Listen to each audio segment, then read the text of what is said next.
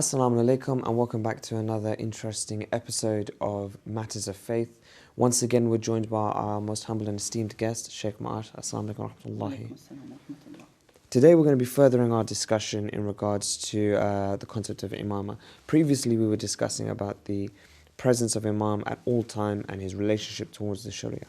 Today, ideally I would like to kind of touch upon responsibility towards the concept of a leader and obedience towards a leader. Could you just give us a brief introduction, maybe a hadith of what type of mindset Muslims and human beings should have towards a divine leader?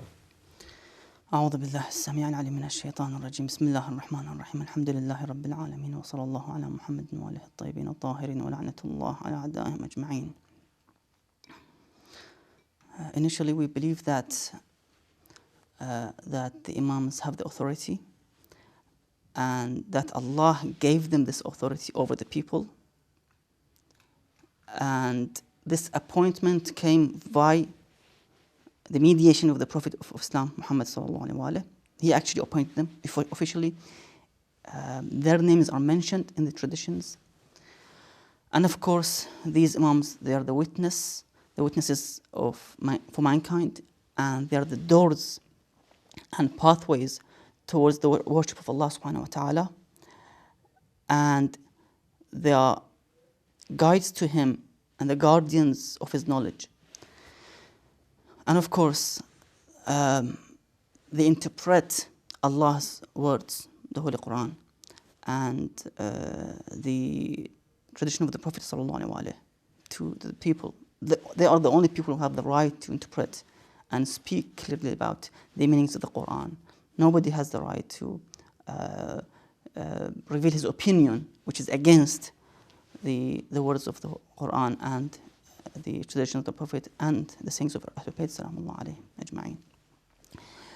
And thus, the Prophet of Islam, peace be upon him, and his pure family said with this regard, my household is like the Ark of Noah. And let me mention something here about these ahadiths. There are some ahadith the Prophet mentions and he compares them with the Prophets. For example, as I've mentioned this last episode, that the Prophet said, Ali to me is like Aaron to Musa. Mm-hmm. Now here he says, my progeny, my household, alayhi salam, they are like the Ark of Noah. Mm-hmm. And what happened in the Ark of Noah? That he called for the belief of Allah subhanahu wa ta'ala in oneness of Allah, and to deny all the idols and the wrong worships. Mm-hmm. But they refused that. So only a few people, around 80 people, believed in him and joined him in the ark. And the rest were drowned away because of their disbelief. Destroyed, yeah. So subhanAllah, the Prophet tries to bring an example from the past prophets that as Nuh and his companions joined this ark and they were saved, you also have to basically follow Ahlul Bayt salam in order to be saved from... So it's more than just a matter of obedience and disobedience. It's a matter really, if you think about it, of success and destruction. Because as you mentioned in this hadith about Nabi Nuh alayhi salam, those people that don't come onto the Ark of Salvation will inevitably be destroyed, either by the punishment or the adhab of Allah, or by their own internal deviations. So I mean, in regards to what you're saying, it's almost vital for mankind's success, pivotal for mankind's success, that he embarks on this ark and he does follow a divine leader. Otherwise, there is no success for a person. Is that correct? That's true. Let me finish the hadith and I'll basically give some details about this hadith. Yes, the Prophet ﷺ said, my household is like the Ark of Noah. Whosoever embarks upon it will be saved, and whosoever turns away from it will be drowned. Now, as I've said, if we go back to the time of Nuh alayhi salam, we'll see the history in brief, that people didn't believe in him, many of them, the majority, but also one person didn't believe in him, and he was the closest person to him. Mm-hmm. It was son of Noah. And that gives us a truly a double thinking that we have to be be aware and make sure that we choose the right path and we shouldn't be deviated, because Allah subhanahu wa ta'ala has no relationship and friendship with anyone. Even the son of the Prophet or the wife of the Prophet or the cousin of the Prophet, Allah doesn't have any kind of relationship with anyone. There's no favoritism. It's to do with the belief and disbelief. You believe, you're welcome. You don't believe, you're away. You're doomed, destroyed. Even if you are the son of a prophet or wife of a prophet. It's a very, very strong point that you mentioned there. The ayah says, with regard to son of Nuh, when his father Nuh alayhi salam invited him for being in the ark, he said in response, the son of Nuh, قال سآوي إلى جبل يعصمني من الماء. He said, son of Nuh, I will take refuge on a mountain to protect me from the water, from the flood. قال نوح عليه السلام لا عاصم اليوم من أمر الله. Nuh عليه السلام said, there is no protector today from the decree of Allah. Whoever you are, son of Nuh, wife of Nuh, whoever you are, as the minute you make the decision of leaving this right person and denying this religion, you're destroyed. That's it. You're off of this ark, and you're drowned. لا عاصم اليوم من أمر الله إلا من رحم وحال بينهما الموج فكان من المغرقين. There is no protector today from the decree of Allah except for whom He gives mercy. And the waves came between them, and he was among the drowned. He lost. Son of Nuh, yes, it doesn't matter. Or wife of Nuh, yes, it doesn't matter.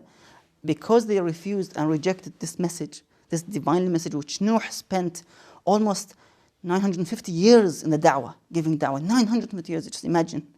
It's a lot of time. But the adab came and they refused to accept this da'wah. Only few, as I've said, around 80. And even son of Nuh didn't accept it. So he was drowned. So Allah subhanahu wa ta'ala punished them because of their rejection to the divine message. SubhanAllah. So within this tradition that the Prophet mentions, alayhi salam, there's also even a historical background evidence to show, for example, even if you're very close, as you mentioned, and you make that one mistake, not mistake, but you choose to take the wrong path. It's not a mistake because you choose to take the wrong path.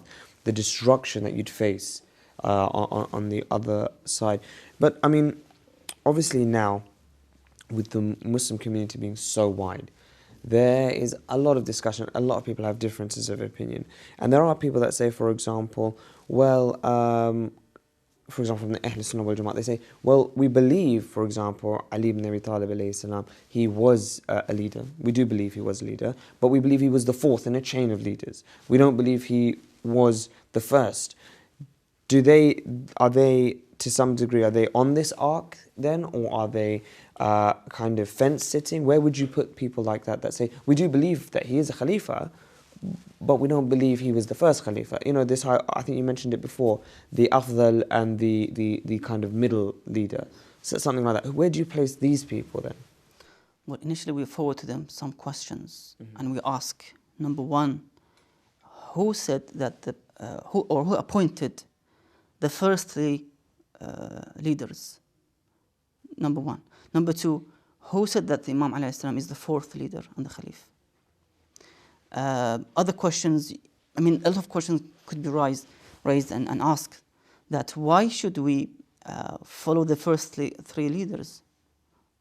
So even if you make one sin, you're dhalim, you're oppressing yourself. So the three leaders before Ali alayhi salam, you know, as they declare that and say that, they actually were non-Muslims. They even their ulama confess that they drank alcohol, they did such and such, they worshipped idols and so forth. And subhanAllah, they say to Ali alayhi salam, Karram Allah wajh, may Allah purify his face, because he never worshipped a stone or idol. So they know that Ali is better, at least in this that area and corner. But they still say, well, the best, this hadith, which is well known in their books, the best people after the Prophet is Abu Bakr, then Umar, then either Ali or Uthman, but we say it's Uthman, and then Ali. So where did the Prophet, I mean, these ahadith that they narrate, is sometimes we can argue with them with the hadith which is accepted by both sides, but the hadith which is not accepted by us, for example, we cannot argue on this hadith. You only mention it. There's only one chain of narrator.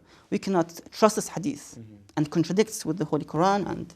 But this tradition that you've mentioned about Nuh is accepted by both sides, of course, unanimously. Yes. Of course, That's a very interesting tradition. Then, so I mean, then furthermore, what about those individuals that say, for example, who are more mystical or they prefer the more ascetic side of Islam, where they say that we truly do love Ali ibn Abi Talib, we take a lot from Ali ibn Abi Talib alayhi salam. Is that the same as obedience? For example, I remember when I was in Syria, and there was an individual there. He was from the Ahl Sunnah wal Jamaat, and he said, "I love and I respect Ali ibn Abi Talib with the highest level of respect. Obviously, his words in Najr Balagha mean a lot to me, but I am from the Ahl Sunnah wal Jamaat." Does that count as well as obedience, so having that love and affection for Ali ibn Abi Talib, or is there more to it than that? Is there more than just love?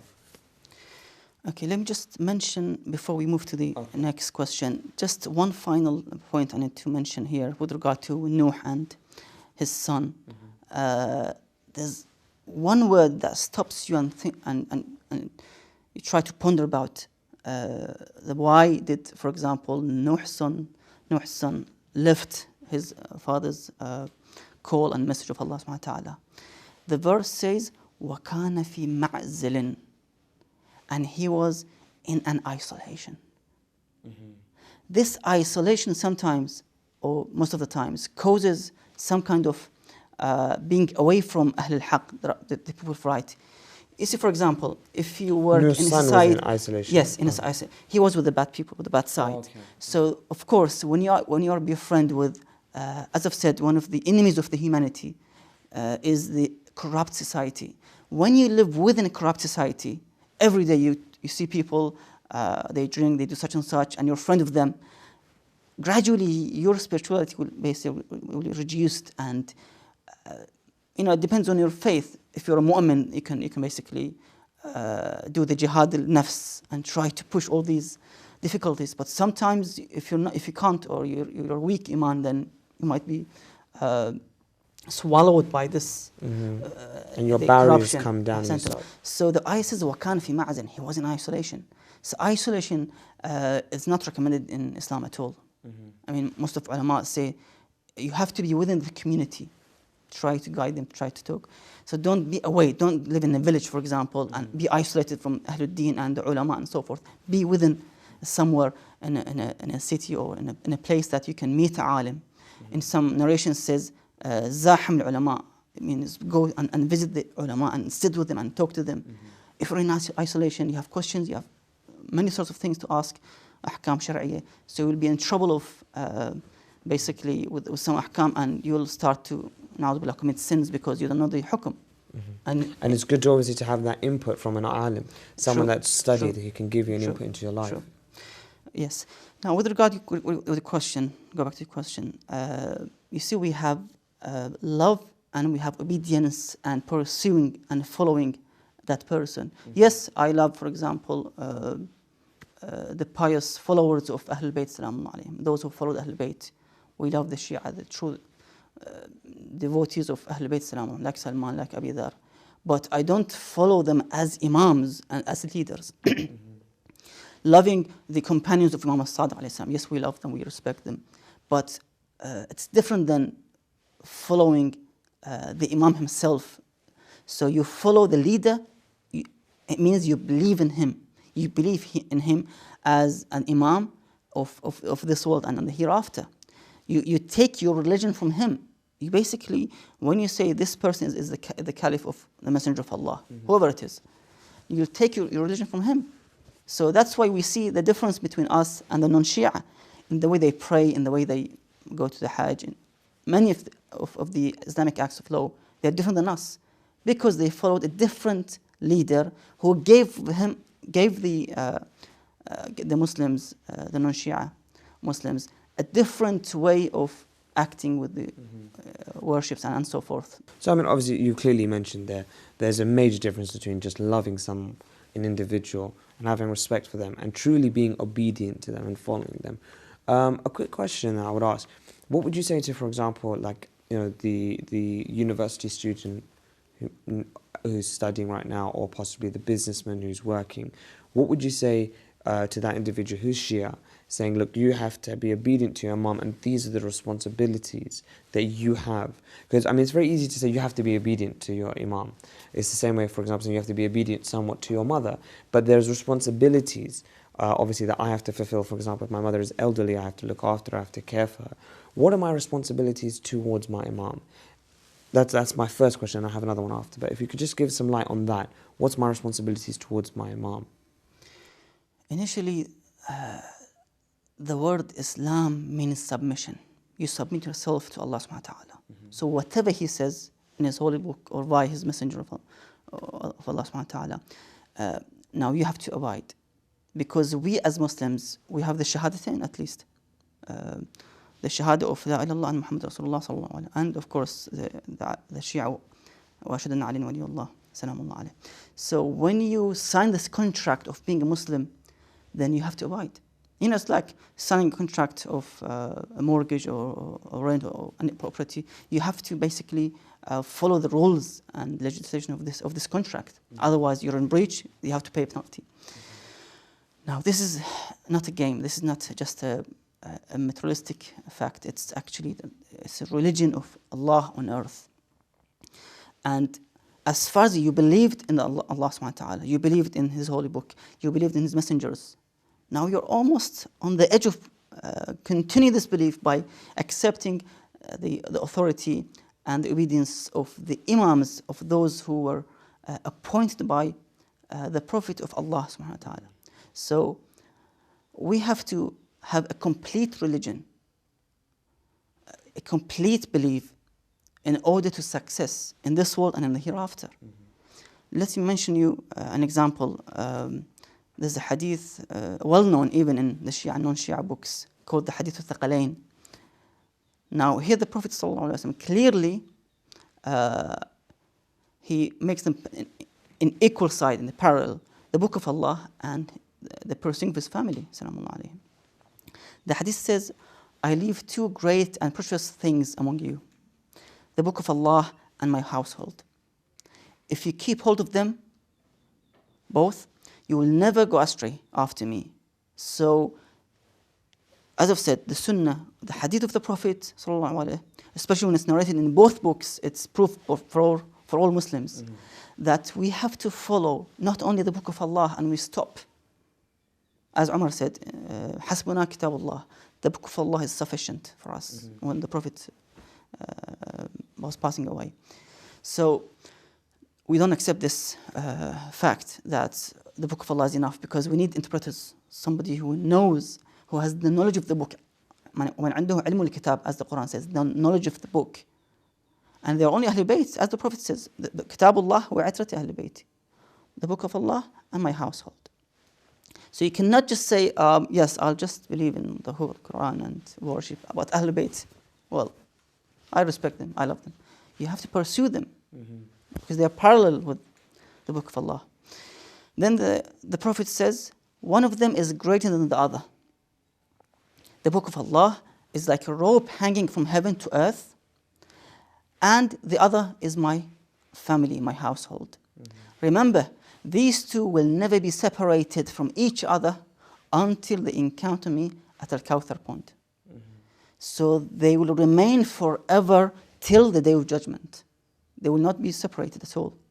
So this means we have to pursue and follow the Holy Quran's statements, yes, which is Allah's statements, also the interpreters of this holy book, which are Ahlul Bayt Salamun alayhim.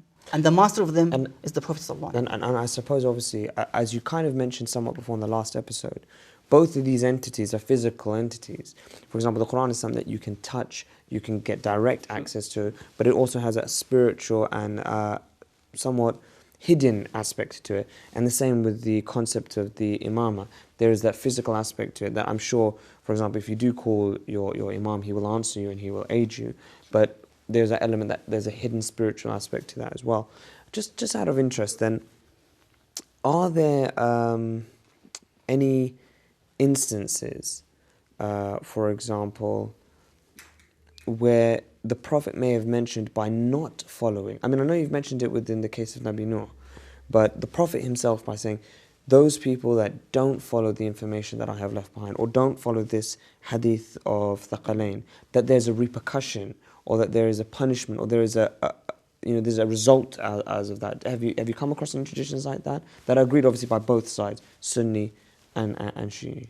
That's right. Interestingly, you'll be amazed to hear this, because in one of the most correct books in the world of Ahl al-Jama'ah, the Bakris, Sahih al-Bukhari, which is known to be the most correct book after the Book of Allah. That's why it's called Sahih, means correct.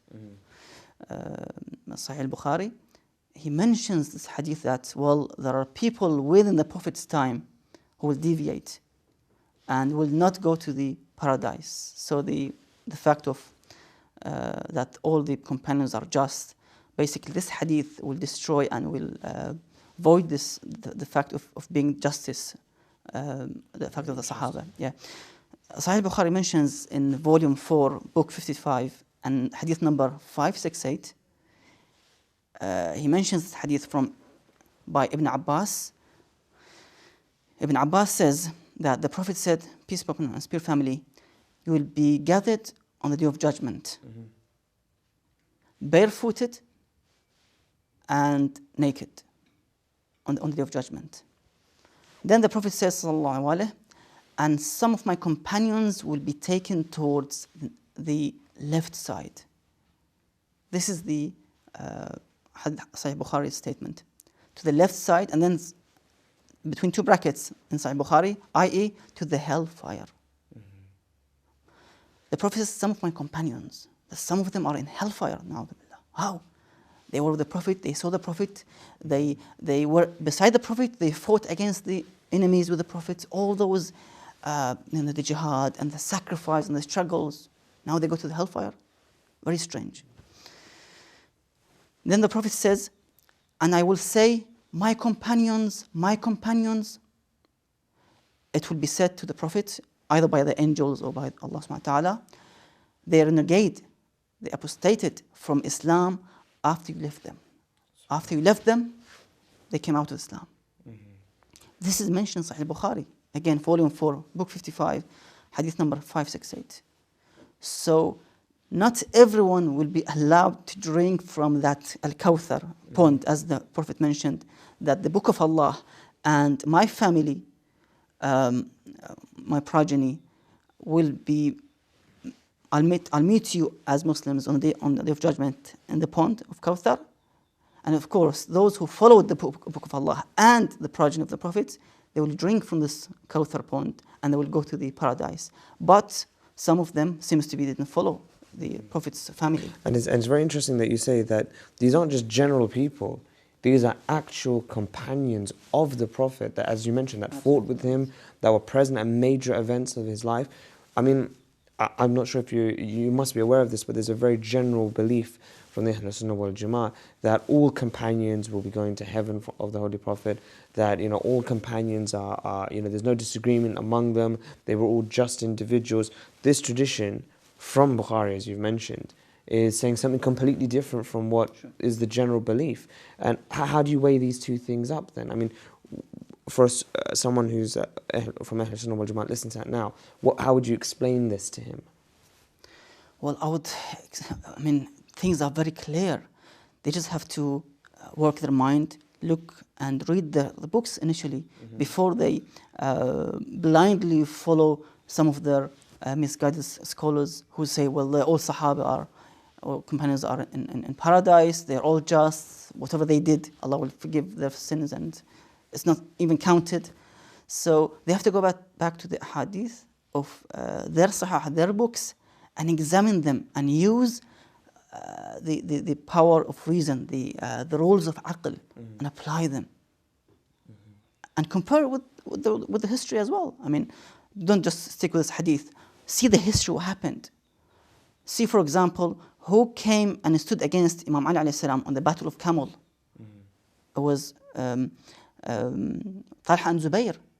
Talha and Zubair, who were companions of the Prophet, they stood against the Imam, at least the fourth Imam, okay? The fourth Imam. They fought against their fourth Imam on that battle. Same thing with Muawiyah in Siffin. He also fought against the fourth Imam, as they declare. So when you study the history and these ahadith, there's no doubt that you reach to the conclusion that, well, yes, not everyone is in the safe side. There are people who deviated. There are people who caused, all these atrocities as a result of their deviation from the Prophet of Allah sallallahu alaihi wasallam's teachings and religion of Allah. So that was the result. Another quick question I want to ask before we can conclude, as time is kind of running short. It's not only the Ahl Sunnah wal Jama'at that are safe from this tradition of Thaqalain, like you mentioned. You must have had this many occasions. Shias get accused of kind of leaving the Quran or and only taking information from the Imam alayhi salam. What would you say to Shias in light of this hadith? Because obviously, as an individual, as a sheikh, you're a balanced individual. You through your studies have tried to couple the Quran and the Imam alayhi salam together, in order to follow the right path. Are there individuals that sometimes they make mistakes because they're trying to follow only the Imams and they forget the Quran? What would you say to people like that? For example, we do have some people inside some communities that are like that. What would you say to say, listen, look, this is the right path, this is what you should do? Well, as I've said, we have to go back to this hadith. It's clear hadith.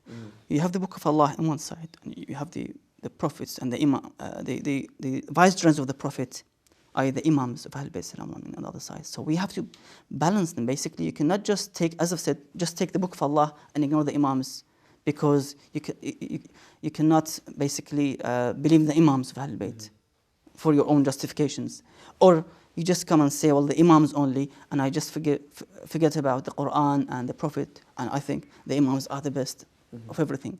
No, we have to be wise, and we have to judge things according to the proof and the evidence.